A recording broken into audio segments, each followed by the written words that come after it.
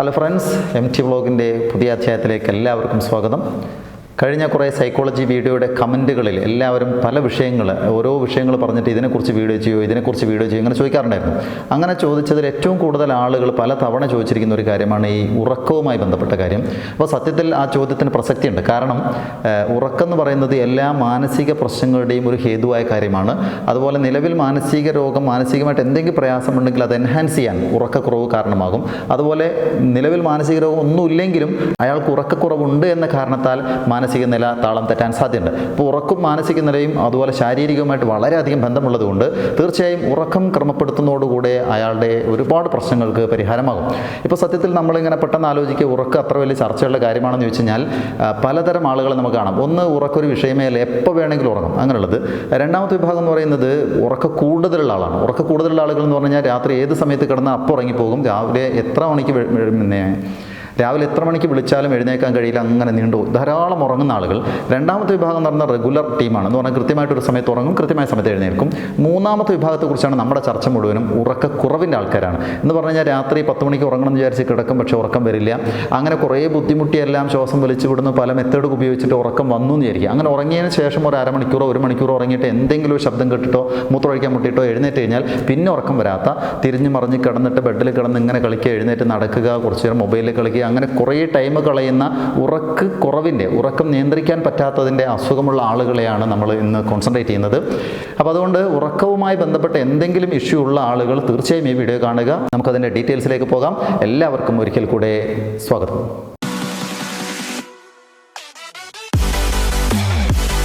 നമുക്കറിയാം, കൃത്യമായ അളവിൽ ഉറക്കം കിട്ടാത്ത ആളുകളെ സത്യത്തിൽ പകൽ നമുക്ക് കണ്ടാൽ മനസ്സിലാവും. പകൽ നമ്മൾ ഇടപെടുന്ന ആളുകൾ, ഞാനിപ്പോൾ അധ്യാപകനാണ്, എനിക്ക് സ്കൂളിലൊക്കെ പോയി കഴിഞ്ഞാൽ കൃത്യമായിട്ട് മനസ്സിലാകും. രാത്രി വൈകുവോളം മൊബൈൽ ഗാഡ്ജറ്റിൽ കളിച്ച, അല്ലെങ്കിൽ മറ്റേതെങ്കിലും TV കണ്ടുകൊണ്ടിരുന്ന, അല്ലെങ്കിൽ ഒരു കല്യാണം വീട്ടിൽ രാത്രി ഉറക്കമൊഴിച്ച് എന്തെങ്കിലും സേവനം ചെയ്തുകൊണ്ടിരുന്ന ആളുകളെ പിറ്റേ ദിവസം കൃത്യമായിട്ട് ആ കുട്ടികളുടെ മുഖം നോക്കിയാൽ നമുക്ക് മനസ്സിലാക്കാൻ കഴിയും. അതുപോലെ നമുക്ക് ആരെയും ഇന്നലെ എന്തേ ഉറങ്ങിയില്ലേ എന്ന് നമ്മൾ ചോദിക്കാറുണ്ട്. മുഖത്ത് എപ്പോഴും ക്ഷീണമായിരിക്കും, ആ മുഖം ഇങ്ങനെ വിളറിയിരിക്കും, വിഷാദം ഫീൽ ചെയ്യും, അങ്ങനെ മാനസികമായി തളരും. കൃത്യമായിട്ട് ഉറക്കം കിട്ടാത്ത ആളുകൾക്ക് സ്വാഭാവികമായിട്ട് അയാളുടെ ജോലിയിൽ, അയാളുടെ ഫിസിക്കൽ ഫിറ്റ്നസ്സിൽ എല്ലാറ്റിലും അയാളെ അത് ബാധിക്കും. അതുകൊണ്ട് ഉറക്കം റെഗുലറൈസ് ചെയ്യൽ നിർബന്ധമായ ഒരു കാര്യമാണ്. ഒരാളുടെ മാനസിക നിലയും ഉറക്കവും തമ്മിൽ നല്ല ബന്ധമുണ്ട്. നേർ അനുപാതത്തിൽ എന്ന് വേണമെങ്കിൽ പറയാം. എന്ന് പറഞ്ഞു കഴിഞ്ഞാൽ ഉറക്കം റെഗുലറൈസ് അല്ലാത്തതുകൊണ്ട്, ഉറക്കം കൃത്യമായിട്ട് ലഭിക്കാത്തതിൻ്റെ പേരിൽ മാനസികമായി തളർന്നു പോവുകയും വിഷാദം വരാൻ, ആങ്സൈറ്റി, ഉത്കണ്ഠ വരാൻ, ദേഷ്യം, സങ്കടം, അങ്ങനെ കുറേ നെഗറ്റീവ് എനർജികൾ വരാനുള്ള സാധ്യത കൂടുതലാണ്. നേരെ തിരിച്ചും നമുക്ക് പറയാം, നെഗറ്റീവ് എനർജികളായ ഇത്തരം കാര്യങ്ങൾ, പ്രത്യേകിച്ച് വിഷാദ രോഗമുള്ള ആളുകൾക്ക് ഉറക്കം കുറയാനും സാധ്യതയുണ്ട്. അപ്പോൾ ഉറക്കവും മാനസിക നിലയും തമ്മിലുള്ള ഈ ഒരു ബന്ധം നമ്മൾ കൃത്യമായിട്ട് മനസ്സിലാക്കണം. അതുകൊണ്ട് തന്നെ മാനസിക ആരോഗ്യത്തിന് എപ്പോഴും നല്ല സൗണ്ട് സ്ലീപ്പ്, ആവശ്യത്തിനുള്ള ഉറക്കം ആവശ്യമാണ്. ഒരു അഡൽട്ട്, ഒരു മുതിർന്ന ആൾ തീർച്ചയായും നമ്മൾ പറയുക 6 to 8 hours വരെ ഉറങ്ങണമെന്നാണ്. 6 മണിക്കൂർ മുതൽ 8 മണിക്കൂർ വരെ ഉറങ്ങണമെന്നാണ്. കുട്ടികളും അങ്ങനെ തന്നെയാണ് നമ്മൾ പറയുക. പക്ഷേ പഠിക്കുന്ന കുട്ടികൾക്ക് ഈ 8 മണിക്കൂർ എന്നുള്ളത് പറഞ്ഞു കഴിഞ്ഞാൽ അവരിരുന്ന് പഠിക്കുന്നതിന് പകരം വെറും ഉറക്കായി പോകുന്നതുകൊണ്ടാണ് നമ്മൾ കുട്ടികൾക്കാണെങ്കിൽ മോർ ദാൻ ഇനഫ് എന്ന് പറയാവുന്ന ഒരു 6 മണിക്കൂറെങ്കിലും അവർ ഉറങ്ങാൻ അനുവദിക്കുക. തീരെ ചെറിയ കുട്ടികളാണെങ്കിൽ 8 മണിക്കൂർ തന്നെ ഉറങ്ങണം. ഒരു അഡൽട്ട് അല്ലെങ്കിൽ ഒരു കൗമാരത്തിൽ എത്തിയിരിക്കുന്ന കുട്ടികളൊക്കെ ആണെങ്കിൽ 6 hours ഇനഫാണ്.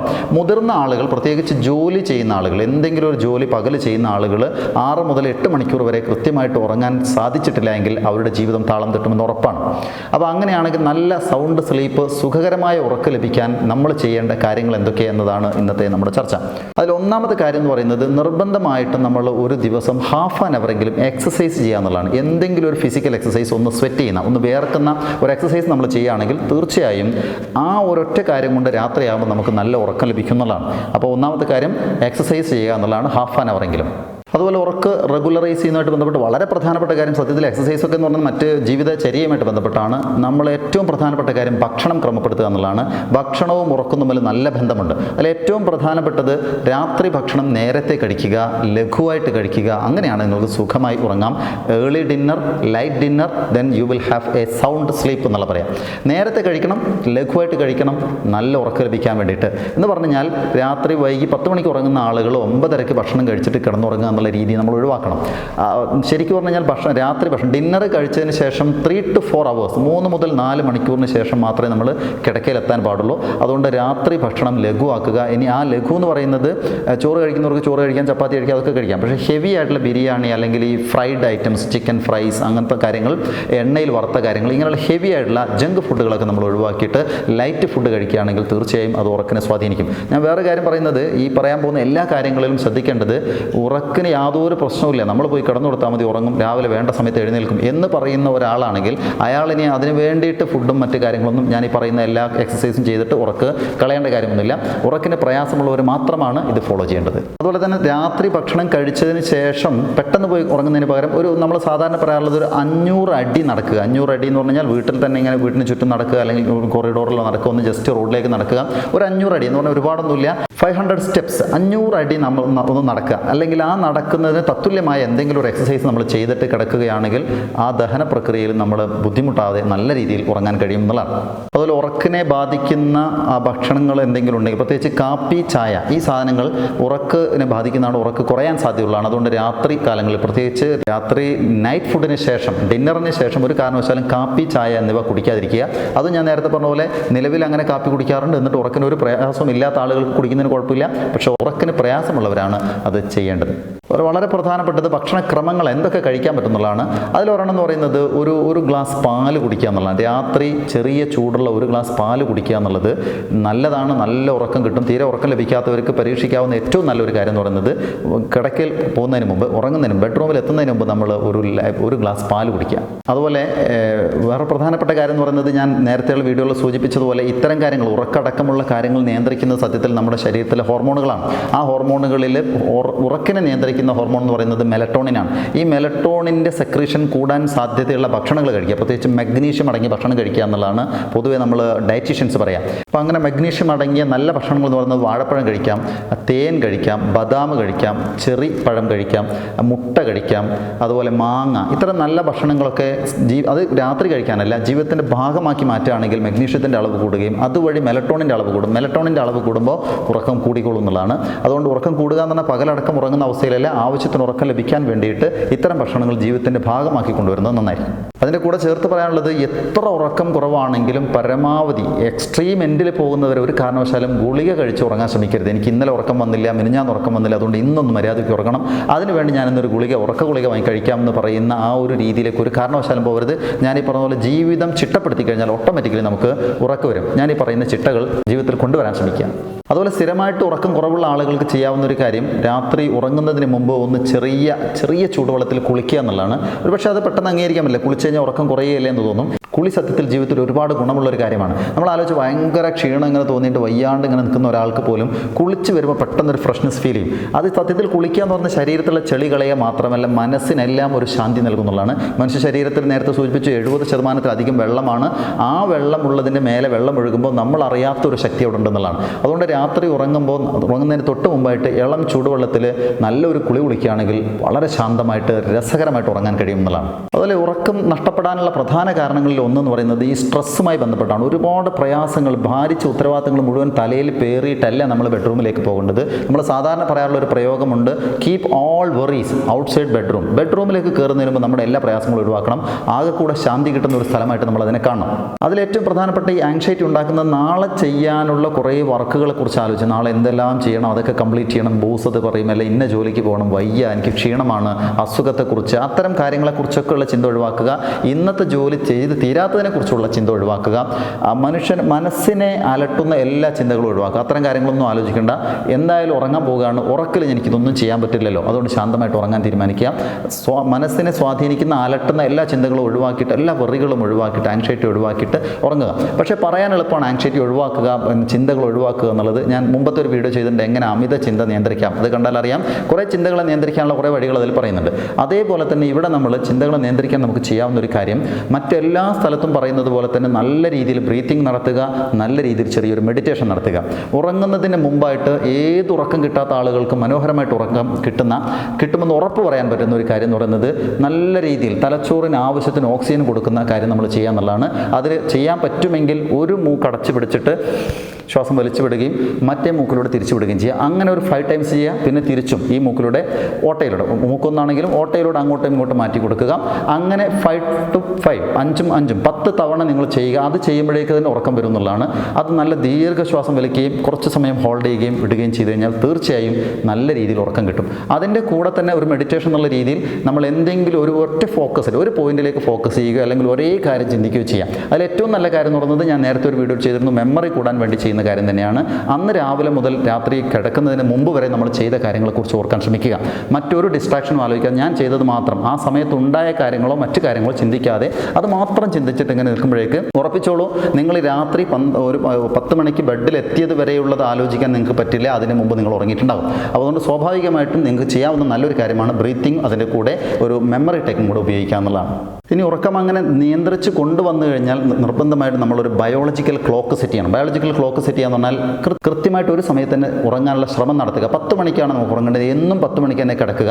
ഇന്ന് 10 മണി, നാളെ 11 മണി, ഇന്ന് പിന്നെ 9:30 മണി, അങ്ങനെ മാറ്റാതെ കൃത്യമായിട്ടൊരു സമയത്ത് ഉറക്കുകയും അതുപോലെ രാവിലെ കൃത്യമായിട്ടൊരു സമയത്ത് എഴുന്നേൽക്കുകയും ചെയ്യുക. ആ എഴുന്നേൽക്കേണ്ട സമയം സൈക്കോളജിക്കലി നിങ്ങൾ മനസ്സിൽ വെറുതെ സെറ്റ് ചെയ്താൽ ബയോളജിക്കൽ ക്ലോക്ക് അപ്പോൾ വർക്ക് ചെയ്തോളൂ. ഞാൻ രാവിലെ 5 മണിക്ക് എഴുന്നേൽക്കണം എന്ന് തീരുമാനിച്ചാൽ ആ സമയത്ത് എഴുന്നേൽക്കാൻ പറ്റുന്നതാണ്. അതിന് അലാറത്തിൻ്റെ ആവശ്യമില്ല. ഈ റഫായിട്ടുള്ള അലാറം ശബ്ദം കേട്ട് എഴുന്നേൽക്കാൻ പാടില്ലെന്നാണ് സൈക്കോളജി പറയുന്നത്. അത് മനുഷ്യനെ മനസ്സിനെ മുരടിപ്പിക്കുന്നുള്ളതാണ്. നല്ല സ്മൂത്ത് സോങ്ങോ മറ്റോ ആണെങ്കിൽ ഓക്കെ, അല്ലാതെ ഭയങ്കരമായിട്ട് ഇറിറ്റേറ്റ് ചെയ്യുന്ന സൗണ്ട് കേട്ടുകൊണ്ടൊരു ദിവസം തുടങ്ങാൻ പാടില്ലെന്നുള്ളതാണ്. അപ്പോൾ ഞാൻ പറയുന്നത്, രാത്രി ഉറങ്ങുമ്പോൾ നാളെ രാവിലെ 5 നമ്മൾ കൃത്യമായിട്ട് ആലോചിച്ച് നോക്കുക. നമ്മളൊരു ടൂറ് പോകാൻ അല്ലെങ്കിൽ ഒരു എമർജൻസി കാര്യം, നമ്മുടെ ജീവിതത്തിൽ ഏറ്റവും സന്തോഷം കിട്ടുന്ന ഒരു കാര്യത്തിന് വേണ്ടി നാളെ പോകുമെന്നും അത് രാവിലെ 4 മണിക്ക് എഴുന്നേൽക്കണം. ജീവിതത്തിൽ ഇതുവരെ 4 മണിക്ക് എഴുന്നേൽക്കാത്ത ഒരാൾ, പ്രത്യേകിച്ച് കുട്ടികൾ ടൂറ് പോകാനൊക്കെ വേണ്ടിയിട്ടാണെങ്കിൽ 4 മണിക്ക് എഴുന്നേൽക്കണം എന്ന് പറഞ്ഞ് കിടക്കുകയാണെങ്കിൽ ഒരു അലാറവും ഇല്ലാതെ 3:30 3:45 കുട്ടി തനിയെ എഴുന്നേൽക്കും. That is biological clock. അത് നമുക്ക് ജീവിതത്തിൽ സെറ്റ് ചെയ്ത് കൊണ്ടുവരാം. നമുക്ക് അലാറം വെക്കാതെ തന്നെ രാവിലെ 5 മണിക്ക് എഴുന്നേൽക്കണം, 4:30ക്ക് എഴുന്നേൽക്കണം നമ്മൾ സെറ്റ് ചെയ്ത് കഴിഞ്ഞാൽ ആ ടൈമിന് തന്നെ നമ്മൾ ഉണരും എന്നുള്ളതാണ് സത്യം. അങ്ങനെ ഒരു 21 ദിവസം നിങ്ങൾ കൃത്യമായിട്ട് ചെയ്ത് കഴിഞ്ഞാൽ 22ാമത്തെ ദിവസം ആ സമയത്ത് നിങ്ങൾക്ക് ഉറങ്ങാനും കഴിയും, ആ സമയത്ത് തന്നെ എഴുന്നേൽക്കാൻ പറ്റുമെന്നുള്ളതാണ്. മനസ്സുറപ്പാണ് പ്രധാനപ്പെട്ട കാര്യം. പുതിയ കാലത്ത് സത്യത്തിൽ ഉറക്കിനെ ബാധിക്കുന്ന വളരെ പ്രധാനപ്പെട്ട ഒരു സാധനം എന്ന് പറയുന്നത് സ്ക്രീനാണ്. ആളുകളെ ഇപ്പോൾ സ്ക്രീൻ ഏജേഴ്സ് എന്നാണ് പറയുന്നത്. നമ്മൾ ടീനേജേഴ്സ് എന്നൊക്കെ പറയുന്ന പോലെ ടീനേജേഴ്സ് ആണെങ്കിലും അല്ലാത്തവരാണെങ്കിലും സ്ക്രീൻ ഏജേഴ്സാണ്. എപ്പോഴും നമ്മുടെ കയ്യിൽ ഒരു സ്മാർട്ട് ഫോൺ ഉണ്ടാകും, അല്ലെങ്കിൽ കമ്പ്യൂട്ടർ ഉണ്ടാകും, അല്ലെങ്കിൽ TV ഉണ്ടാകും. അങ്ങനെ ഒരു സ്ക്രീനിൻ്റെ മുമ്പിലാണ് നമ്മുടെ ജീവിതം എന്ന് പറയുന്നത്. അപ്പോൾ കണ്ണും സ്ക്രീനും തമ്മിലുള്ള അടുപ്പം കൊണ്ട് പലപ്പോഴും ആ ഒരൊറ്റ കാരണം കൊണ്ട് ഉറക്കം കുറഞ്ഞു പോകുന്ന അസുഖം വരാം. പക്ഷേ അവിടെ നിങ്ങൾക്ക് ഒരു പക്ഷേ കമൻറ്റ് ചെയ്യാൻ സാധ്യതയുള്ള ഒരു കാര്യം, എനിക്ക് മൊബൈൽ നോക്കിയാലാണ് ഉറക്കം വരിക, ഞാൻ കുറച്ച് സമയം മൊബൈൽ ഗെയിം കളിച്ചാൽ ഉറക്കം വരും. അങ്ങനെ പറയുന്നവർ ഓർക്കുക, ഭാവിയിൽ മൊബൈൽ ഉപയോഗിച്ചാലും ഇല്ലെങ്കിലും ഉറക്കം ഇല്ലാതായി പോകാനുള്ള സാധ്യത ഉണ്ടെന്നുള്ളതാണ്. അതുകൊണ്ട് ശരിക്കും ഇപ്പോഴത്തെ ഒരു പഠനം പറയുന്നത്, എപ്പോഴാണോ ഉറങ്ങാൻ 10 മണിക്കാണ് ഉറങ്ങാൻ ഉദ്ദേശിക്കുന്നതെങ്കിൽ 1 മണിക്കൂർ മുമ്പെങ്കിലും എല്ലാതരം സ്ക്രീനിൽ നിന്നും നമ്മൾ ഔട്ടാവണം എന്നുള്ളതാണ്, മനസ്സിനെ ശാന്തമാക്കാൻ വേണ്ടിയിട്ട്. പക്ഷേ എനിക്കടക്കം പ്രവർത്തിക്കാക്കാൻ പറ്റുന്നില്ല. തിയറി പറയാൻ മാത്രമേ പറ്റുള്ളൂ. വെറുതെ ഒന്ന് വാട്സപ്പ് നോക്കാതെ എനിക്ക് കിടക്കാൻ കഴിയില്ല, അല്ലെങ്കിൽ നിങ്ങൾക്ക് പറ്റില്ല, അങ്ങനെ ഒരു അവസ്ഥയാണ്. പക്ഷേ ഒരു കാര്യം ഉറപ്പിക്കാം, കുറേ സമയം ഉറങ്ങുന്നത് വരെ കയ്യിൽ ഇത് പിടിച്ചുകൊണ്ട് TV കാണുന്ന അല്ലെങ്കിൽ ചാറ്റ് ചെയ്യുന്ന, മീൻസ് സിനിമ കാണുന്ന അല്ലെങ്കിൽ ചാറ്റ് ചെയ്യുന്ന, ഇപ്പോൾ പ്രത്യേകിച്ച് മുതിർന്നവരുടെ ഒരുപാട് കുടുംബ പ്രയാസങ്ങൾക്കുണ്ടാക്കുന്ന എല്ലാ ദാമ്പത്യ പ്രയാസങ്ങളും കുടുംബ കലഹങ്ങളും ഉണ്ടാക്കുന്നത് ബെഡ്റൂമിലെ പുതപ്പിനുള്ളിലുള്ള ലൈറ്റാണെന്നാണ് നമ്മളെ പുതിയ പഠനങ്ങൾ. എന്ന് പറഞ്ഞാൽ ഭാര്യയും ഭർത്താവും ഒന്നും അറിയാതെ അങ്ങോട്ടും ഇങ്ങോട്ടുമൊക്കെ പലപ്പോഴും ചാറ്റ് ചെയ്യുന്ന ആ ഒരു അവസ്ഥയുണ്ട്. ഒരു കാരണവശാലും ബെഡിൽ എത്തുന്നതിന് മുമ്പ് മണിക്കൂർ മുമ്പ് നമ്മൾ സ്ക്രീൻ ഒഴിവാക്കി കഴിഞ്ഞാൽ പിന്നെ ശാന്തമായിട്ട് ഉറങ്ങാൻ നമുക്ക് ശീലിക്കാൻ പറ്റും. ഇപ്പോൾ ഉറക്കം കിട്ടുന്നുണ്ടെന്ന് പറഞ്ഞാൽ ഭാവിയിൽ അതിന് പ്രയാസമുണ്ടാവാൻ സാധ്യതയുള്ളതുകൊണ്ട് സ്ക്രീൻ ഒഴിവാക്കുക എന്നുള്ളത് നല്ലത്. ഇനി അത് ഉപയോഗിക്കേണ്ട ഒരു ഘട്ടം വന്നാൽ പോലും. അതുപോലെ മറ്റൊന്നാണ്, സന്തോഷത്തിൻ്റെ ഹോർമോൺ ഉണ്ടാക്കുന്ന കാര്യങ്ങളെക്കുറിച്ച് ചിന്തിക്കുക. അത്തരം കാര്യങ്ങൾ നേരത്തെ ഞാൻ സന്തോഷം നേടാനുള്ള 4 ഹോർമോണുകളെക്കുറിച്ചും അതിൻ്റെ രീതികളെക്കുറിച്ചുള്ളൊരു വീഡിയോ ചെയ്തിട്ടുണ്ട്. ഡിസ്ക്രിപ്ഷനിൽ ലിങ്ക് തന്നിട്ടുണ്ട്, അത് നോക്കാം. അപ്പോൾ അതുമായി ബന്ധപ്പെട്ട നല്ല ചിന്തകളോടുകൂടിയാണ് ഉറങ്ങുന്നതെങ്കിൽ ഭയങ്കര ഹാപ്പിനെസ് ആയിട്ട് ഉറക്കവും രാവിലെ നല്ല രീതിയിൽ എഴുന്നേൽക്കാനും പറ്റും. ഇനി അതുപോലെ 2-3 ചെറിയ ചെറിയ കാര്യങ്ങൾ എന്ന് പറയുന്നത്, ഈ മദ്യപിക്കുന്ന ആളുകൾ, പുകവലിക്കുന്ന ആളുകൾ, അതുപോലെ ഡ്രഗ് ഉപയോഗിക്കുന്ന ആളുകളുടെയൊക്കെ ഒരു വിചാരം, എനിക്ക് നല്ല ഉറക്കം കിട്ടുക മദ്യപിച്ചാലാണ്, എനിക്ക് നല്ല ഉറക്കം കിട്ടുക സിഗരറ്റ് വലിച്ചാലാണെന്ന് തോന്നുന്നുണ്ടെങ്കിൽ സത്യത്തിൽ അത് തെറ്റായ ധാരണയാണ്. ആ ഒരു പ്രത്യേക സാഹചര്യത്തിൽ ഒരു പക്ഷേ അന്നത്തെ ഒരു ദിവസം ആ ഒരു വീക്കിലോ ഗുണം ചെയ്തേക്കാം. പക്ഷേ ലൈഫ് ലോങ് എടുക്കുമ്പോൾ പിന്നീട് മുഴുവനായിട്ട് ഇൻസോംനിയ ഡിസീസിന് അടിമപ്പെടാനും സ്ഥിരമായിട്ട് ഉറക്കം നഷ്ടപ്പെടാനും, പിന്നെ എത്ര മദ്യപിച്ചാലും എത്ര സിഗരറ്റ് വലിച്ചാലും വേറെ എന്തൊക്കെ ചെയ്തു കഴിഞ്ഞാലും അസുഖം മാറാത്ത അവസ്ഥയിലേക്ക് വരുന്നതുകൊണ്ട് ഉറക്കം കിട്ടാൻ വേണ്ടിയിട്ട് ഇത്തരം ദുശ്ശീലങ്ങളിലേക്ക് പോകുന്നത് തെറ്റായ തീരുമാനമാണ് എന്ന് തിരിച്ചറിവുണ്ടാവണം. സാധാരണ പറയാറുള്ളത് പോലെ ലെങ്ത് കൂടി വരികയാണെന്ന് ഒരു കാര്യം കൂടെ പറഞ്ഞ് അവസാനിപ്പിക്കുകയാണ്.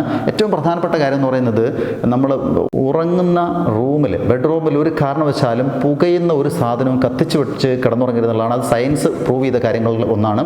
എന്ന് പറഞ്ഞാൽ നമ്മുടെ ചന്ദനത്തിരി കത്തിച്ചു വെക്കുക, കൊതുകുതിരി കത്തിച്ചു വെക്കുക, അല്ലെങ്കിൽ മറ്റെന്തെങ്കിലും പുക അകത്തുണ്ട് എങ്കിൽ സത്യത്തിൽ അത് ശരീരത്തിന് വല്ലാതെ വീക്കാകും. രാവിലെ ആകുമ്പോഴേക്ക് ക്ഷീണമായിരിക്കും, എഴുന്നേൽക്കാൻ തോന്നില്ല, ശ്വാസം മുട്ട്, ഭയങ്കര പ്രയാസങ്ങളുണ്ടാകും. അതിൻ്റെ കാരണം എന്ന് പറയുന്നത്, ശരീരത്തിൻ്റെ മുഴുവൻ പ്രവർത്തനങ്ങൾ നിശ്ചയിക്കുന്നത് ഓക്സിജൻ്റെ ഡിസ്ട്രിബ്യൂഷനാണ്. ആ ഓക്സിജൻ കാരിയർ ആയിട്ടുള്ള ഹീമോഗ്ലോബിൻ, അത് അതിൻ്റെ സയൻസാണ്, അറിയേണ്ടവർക്ക് അറിഞ്ഞിരിക്കാം. ആ ഹീമോഗ്ലോബിൻ ഓക്സിജൻ ക്യാരി ചെയ്ത് ശരീരം മുഴുവൻ എത്തിക്കുന്നു, തിരിച്ചു വന്നിട്ട് വീണ്ടും ഓക്സിജൻ നമ്മുടെ ലങ്സിൽ നിന്ന് വാങ്ങിയിട്ട് ഇങ്ങനെ പോവുകയാണ് ചെയ്യാം. ആ ഓക്സിജന് പകരം നമ്മൾ കാർബൺ മോണോക്സൈഡോ കാർബൺ ഡൈ ഓക്സൈഡോ ആണ് ശ്വസിക്കുന്നതെങ്കിൽ ഹീമോഗ്ലോബിൻ ഓക്സിജൻ എടുക്കുന്നതിന് പകരം കാർബൺ മോണോക്സൈഡ് മോണോക്സൈഡ് എടുത്തിട്ട് ശരീരത്തിലേക്ക് പോകും. പക്ഷേ അങ്ങോട്ട് പോയിട്ട് അതിനെ ഡിസ്ട്രിബ്യൂട്ട് ചെയ്യാൻ പറ്റില്ല. കാർബൺ മോണോക്സൈഡ് ഹീമോഗ്ലോബിനിൽ തന്നെ നിൽക്കുകയും രണ്ടാമത് വന്ന് ഓക്സിജൻ എടുക്കാൻ പറ്റാത്ത അവസ്ഥ വരുമ്പോൾ നമ്മുടെ ശരീരത്തിന് ആവശ്യത്തിന് ഓക്സിജൻ കിട്ടില്ല.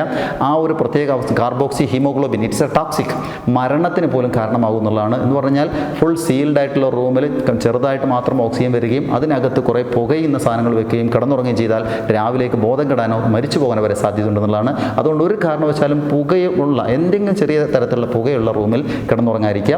ഇതൊക്കെയാണ് നല്ല ഉറക്കം ലഭിക്കാൻ വേണ്ടി നമുക്ക് ചെയ്യാവുന്നത്. ഭക്ഷണവും എക്സസൈസും ജീവിതക്രമങ്ങളും മനസ്സിനെ സന്തുലിതാവസ്ഥയിൽ പെടുത്തുകയാണ് പ്രധാനപ്പെട്ട കാര്യങ്ങൾ. നമുക്ക് മറ്റൊരു വീഡിയോയിൽ വീണ്ടും കാണാം. അതിനു മുമ്പ് എനിക്ക് പറയാനുള്ളത്, നിങ്ങൾ ആദ്യമായിട്ടാണ് ഈ ചാനലിൽ നിന്ന് ഒരു വീഡിയോ കാണുന്നതെങ്കിൽ താഴെ സബ്സ്ക്രൈബ് എന്നത് ചുവന്ന അക്ഷരത്തിലാണെങ്കിൽ അതൊന്ന് ക്ലിക്ക് ചെയ്യുക. തൊട്ടടുത്തൊരു ബെല്ലൈക്കൺ വരും, അതുകൂടെ ക്ലിക്ക് ചെയ്ത് കഴിഞ്ഞാൽ എൻ്റെ ഇത്തരം നല്ല വീഡിയോകൾ അപ്പോൾ തന്നെ നിങ്ങൾക്ക് നോട്ടിഫിക്കേഷനായിട്ട് ലഭിക്കും. മറ്റുള്ളവർക്ക് ഇത് ഷെയർ ചെയ്ത് കൊടുക്കുക. ഈ ചാനലിൽ നിന്ന് വരുന്ന വീഡിയോകൾ നിങ്ങൾക്ക് വാട്സപ്പിൽ ലഭിക്കണമെന്നുണ്ടെങ്കിൽ ഞാൻ വാട്സപ്പ് നമ്പർ കാണിക്കുന്നു. ആ വാട്സപ്പ് നമ്പറിൽ നിങ്ങൾ കോൺടാക്ട് ചെയ്ത് കഴിഞ്ഞാൽ തീർച്ചയായും നിങ്ങൾക്ക് ഞാൻ വാട്സപ്പിൽ ഇതെല്ലാം സെൻഡ് ചെയ്ത് തരുന്നതാണ്. ഇതൊക്കെയാണ് പറയാനുള്ളത്. ഇന്നത്തേക്ക് തൽക്കാലം നിർത്തുന്നു. സ്നേഹപൂർവ്വം ഞാൻ മുജീബ് MT വ്ളോഗ്.